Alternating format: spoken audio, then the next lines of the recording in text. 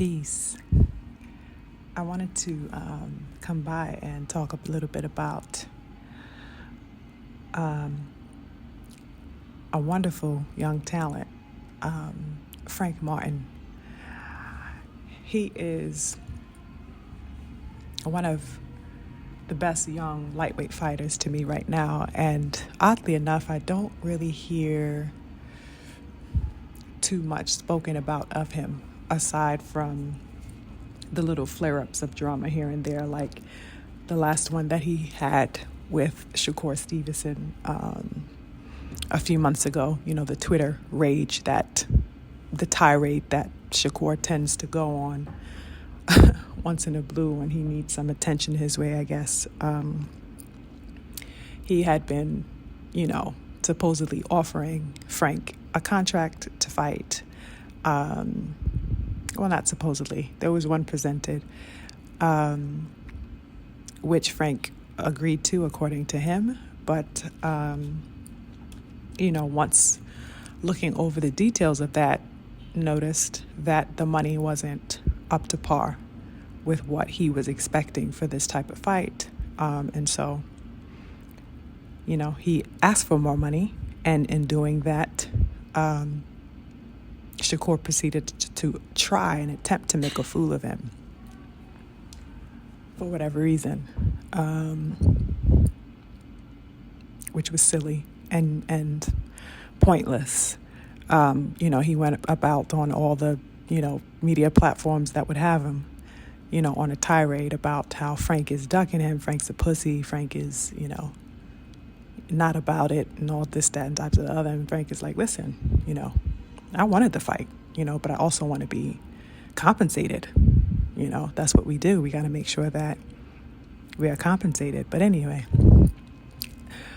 that kind of had Frank Martin's name in the air for a little while, circulating the airways and things like that. And he was on people's minds and in people's mentions and all types of things like that. But aside from the drama, I think that we should really be speaking about Frank Martin in an elevated manner, because he really is a wonderful fighter. And what's on the horizon for him as a prospect is definitely something worth seeing. I think that he is electrifying. I think that he does a phenomenal job with the style that he has as a southpaw. He's a pressure fighter. He comes to fight. He sits on his punches. He dictates the pace in the ring, and he's absolutely relentless in that ring. And if you know, so far from the little bit that I've been sharing on my channel, I love a dominant style of fighting. I love my fighters pushing the pace. I like the ring generalship established early with my fighters, and Frank is definitely on the panel of that, among the pantheon of fighters that I salute right now. So I guess the future holds a bright star for him as far as the potentialities and other prospects that he could be engaging with in the ring. Currently, the number one person I could say that I'd like to see for Frank Martin and Shakur Stevenson, I'd like to see the fight materialize with him and Shakur. I don't know why Shakur is all of a sudden calling out Navarrete on Twitter as of a few days ago. I think it's absolutely absurd that he would call out Navarrete when you have unfinished business for Shakur Stevenson. I'm sorry, for Frank Martin. So basically, Frank Martin was okay. He was all well and good enough for you to call out, and go plaster, false stories about him, about his character, about his manhood, all over these media platforms and interviews that you do. But he's not good enough to, once you had the last performance that you had, he's not good enough to resume with. That conversation isn't good enough to reconvene on. I think that he should definitely be calling out the likes of Frank Martin, because after Shakur's last performance, I think he has definitely something to prove more than anybody else in the lightweight division right now. He has the biggest target on his back as far as I'm concerned, Shakur, because that last performance was a serious detriment to what we know of his fighting abilities. It's not to say that he's not talented, because we all know that Shakur is, but he needs to be first in line, waving the red flag and every other color flag to get the likes of somebody like Frank Martin on his resume and calling somebody like that out. Because if you want to prove yourself, you're going to have to do it against some competition that is worthwhile and worth the battle scars. But Frank Martin is definitely a sight to behold. So if he's not fighting Shakur, I definitely would like to see him fight.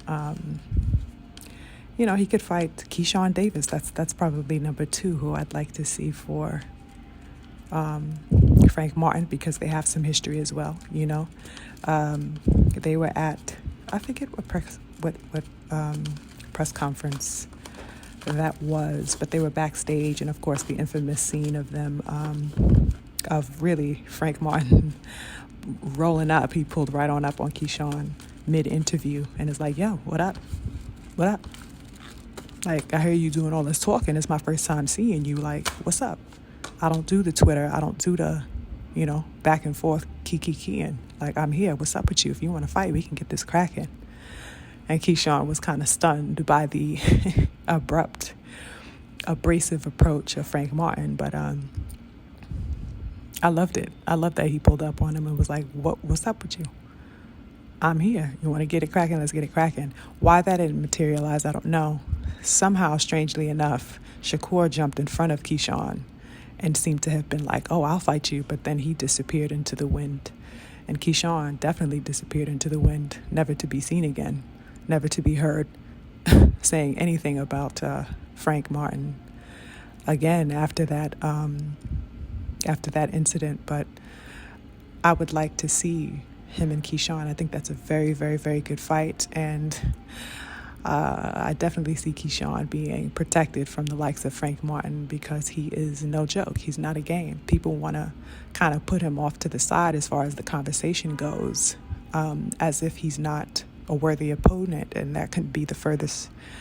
That could be the furthest thing from the truth. It's not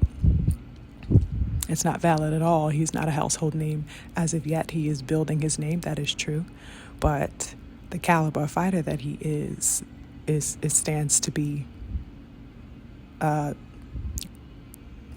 seen for itself. It really does. You watch his fights and you see that he is somebody that is not there to lie down. He comes to fight. He's stepping. As soon as he get into the ring, he's super aggressive, super fast. He's got the speed. He's got beautiful footwork. He's active. He's got his generalship. All of this, and the man is only 28 years old. So that's another fight, Keyshawn Davis. There are other prospects, of course. The whole lightweight division is on notice as far as I'm concerned with Frank Martin. I'd like an Isaac Cruz fight. I think that's another great fight. But at the moment, it seems that Cruz is kind of tied up with the possibility of a Tank rematch, which I'm praying and hoping that a rematch is not on the horizon. But supposedly, I believe Cruz is the mandatory for Tank Davis at the moment. It's just, the politics are something else, in the sport. But I'd like to see, somebody like Martin and Cruz fight each other. That's a phenomenal fight. Of course, there's Loma and Kambosos, but I think they're fighting each other. So I don't know how realistic that is for Frank Martin. Maybe, it's realistic probably towards the latter part of the year, because I think Loma and Kambosos are going to fight each other at some point, maybe first half of spring, something like that. And lastly, I would say Tank is another one I'd like to see him fight, but I don't know how likely that is, because Tank is kind of being bougie right now. He's being bougie right now. And, the fans would say, in order to protect Tank, they would jump in and say something like, oh, but Frank Martin doesn't have a name. Frank Martin never fought on pay-per-view. Did the motherfucking Isaac Cruz fight on pay-per-view? Did people know who the hell he was on a mass scale prior to him fighting Tank? No. So what would be the excuse to bypass Frank Martin? There's no excuse whatsoever. So that logic doesn't work. People trying to jump in that particular conversation with the notion that, because Martin, doesn't have any, pay-per-view history, he hasn't sold out whatever arena. It's like, neither the hell did Cruz. So get the fuck out my face with the nonsense. If he could fight Cruz, he could well and good fight Martin. And it'll be a 10 times better fight. 10 times better fight. Because there could actually be some effective punches landed, as opposed to what we experienced with Cruz versus Tank. It could actually be a matchup, a really powerful matchup. I'm really beginning to think that, people are really not interested in the best fighting the best. It's absolutely bizarre. Every time I think about it, every time I get in discussion about it, it really is something else. It really is mind-blowing. The politics and it's not even so much with the boards, with the suits. I'm talking about the politicking among the spectators, the supposed fans. It's like, what the hell? I don't know. It's just like the whole notion of boxing fandom is permeating with people who are not interested in the progress of the sport and the sharpening of swords of the warriors who go to battle. They're just interested in the fanfare. It's really sick. We should be pushing for the best fights, and that goes for every fighter in every division. They should be fighting their contemporaries who are on their level of skill and on their level of IQ and boxing ability and talent and everything else. They need to match up with their like. That's the point. I don't consider you, a real boxing fan if you are not about that life. I'm not for the protection of my fighters. I want my fighters to go to battle. I'm not trying to hold them in the fucking house and tie them down, to the kitchen sink. No, go out there and fight. Go out there and fight. Protect you for what? This is what you do. I believe in you. I want you to go to battle because I know you'll take care of business. Win, lose, or draw, you're going to take care of business. Like, it's too prissy in the industry, and it's too prissy among supposed boxing fans or casuals or whatever the fuck they're called these days. The best have to fight the best. And Frank Martin is next up, and he's one of the best right now among his countrymen. And I'm sorry, I said countrymen. Among his fighting brothers, I think that he's absolutely phenomenal. I can't wait to see him unfold more with Derek James, and they've got something really special going on. And I love the ferocity that he brings, and I just need to see more of that at the forefront. So hopefully 2024 is a good year for him. That's my thoughts. I just wanted to start some dialogue about Frank Martin, particularly because these platforms seem very maybe fickle about him. Or if not fickle, they know what time it is with him. They know that he's a super threat. They know that he's a super talent and that he is full of fire in that ring. But they just seem to be, he's not necessarily a polished name. His name doesn't necessarily glitter among the lights. And so they're kind of apprehensive to speak about him. But we need to be speaking about the fighters that we want to see. And we need to be realistic and honest about the fighters who are up next and who are phenomenal at what they do. And we cannot deny that Frank Martin is just that. He represents that. He's a great fighter. And we want to keep talking about him so that he can get the best fights made for him. Because I definitely am in support of his elevation and all the surrounding fighters.